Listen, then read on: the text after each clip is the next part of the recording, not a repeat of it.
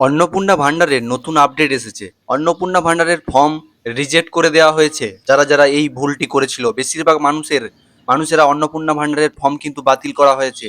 কারণ এই অন্নপূর্ণা ভান্ডারের ফর্ম পে মারাত্মক দুটি ভুল করেছে সবাই। বেশিরভাগ মানুষ না জানার কারণে ভুল করেছে। তুমি যতই ফর্ম ফিল আপ এর এক্সপার্ট হও না কেন, অনেক বড় বড় এক্সপার্টরা হয়েও মারাত্মক কিছু ভুল করেছে। এই ফর্মের দুটি জায়গায় কিন্তু ভুল করেছে অনেকেই অজান্তে, যার কারণে অন্নপূর্ণা ভান্ডারের ফর্ম তো বাতিল হচ্ছে। তার সাথে সাথে সেই ব্যক্তি সরকারি প্রকল্পের সুযোগ সুবিধা পায়, যেমন কৃষক বন্ধু, আরো অন্যান্য প্রকল্প, পিএম কিষাণ থেকে যে যে প্রকল্পের সুযোগ সুবিধা পাচ্ছিল, সেটা থেকেও সরকারি প্রকল্পের থেকে কিন্তু বঞ্চিত হতে চলেছে। কারণ এই দুটি গুরুত্বপূর্ণ পয়েন্ট কিন্তু অনেকেই না দেখে ফিল আপ করে চলে গেছে। তো এই পুরো ব্যাপারটা ক্লিয়ার করে বলবো আমি তোমাদেরকে। তো যারা আবেদন করে নিয়েছো বা যারা আবেদন করবে, একটু ভালো করে দেখে নেবে, না হলে তোমার কিন্তু এই সমস্যা কিন্তু হতেই থাকবে এবং তোমরা কিন্তু অন্নপূর্ণার ভান্ডারের টাকা কিন্তু পাবে না। আমি তোমাদেরকে বলবো, আমি একেবারে ফর্মটাকে নিয়ে হাতে কলমে বিস্তারিতভাবে বুঝিয়ে দিচ্ছি, ভালো করে বিষয়টি বুঝবে।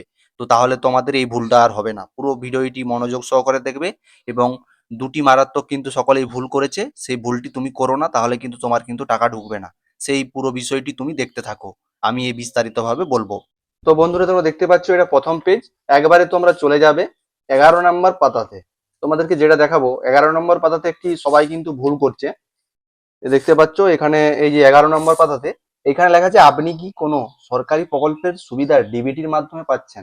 এটা কিন্তু পরিবারের সকল সদস্যের কথা কিন্তু বলছে না, এটা বলছে হচ্ছে পরিবারের প্রধান হেড অফ দি ফ্যামিলির যে প্রধান আছে, সে কি কোনো ডিবিটির মাধ্যমে এখানে পাচ্ছে। এটা কিন্তু পরিবারের প্রধান যদি পেয়ে থাকে হ্যাঁ লিখবে এবং প্রকল্পের সব ডিটেলস গুলো এখানে কিন্তু দিতে হবে। ধরো পিএম কিষাণ থেকে যে যে প্রকল্পগুলি সামাজিক প্রকল্প চালু আছে, সেগুলোর মধ্যে থেকে যদি কোনো প্রকল্প পেয়ে থাকে তাহলে কিন্তু এখানে দিতে হবে। আর যদি না পেয়ে থাকে ডাইরেক্ট কিন্তু না করে বেরিয়ে যাবেন। এটা কিন্তু অনেকে ভুল করছে, অনেকে দিচ্ছে না, ছেড়ে দিয়ে চলে যাচ্ছে।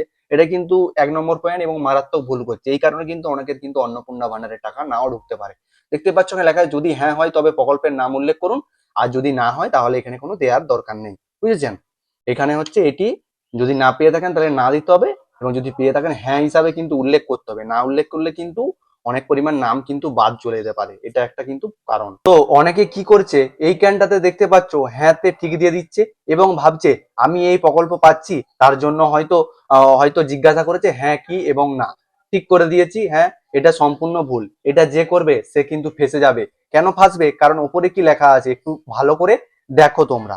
দেখতে পাচ্ছ লেখা আছে প্রত্যাহার করতে চান, মানে তুমি কি এই প্রকল্পের নাম দিয়েছো এবং উল্লেখ করলে তুমি কি এই প্রকল্পটি থেকে মানে আর পেতে চাও না। এটাই কিন্তু বলা হয়েছে এখানে প্রত্যাহার, মানে তুমি কি বেরিয়ে যেতে চাও? নিশ্চয়ই চাও না, তাহলে হ্যাঁ কেন করবে? হ্যাঁ মানে তোমাকে প্রকল্প থেকে প্রত্যাহার করে দেবে বা প্রকল্পের টাকা আর দেবে না।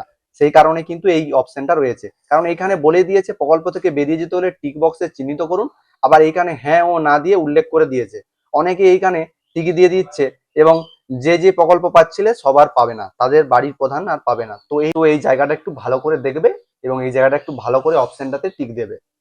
তো তোমাদেরকে বলে দিই, আরেক জায়গায় দেখছি অনেকে ভুল করছে এই অন্নপূর্ণা যোজনা বা অন্নপূর্ণা ভান্ডারের ফর্মে। দেখতে পাচ্ছ এখানে পরিবারের প্রধানের আধার নাম্বার দিচ্ছে, কিন্তু এখানে নিচে যে ঠিকানা দেওয়া আছে, ঠিকানার সাথে কি করছে, পরিবারের সদস্যদের যে কারো একটি নাম্বার দিয়ে দিচ্ছে। যে কারো নাম্বার দিলে হবে না, এখানে কিন্তু বলে দিয়েছে পরিবারের প্রধানের কিন্তু আধার নাম্বার দিতে বলেছে। পরিবারের প্রধানের আধার নাম্বার সাথে মোবাইল নাম্বার যুক্ত যে নাম্বারটি আছে সেটা কিন্তু দিতে বলেছে।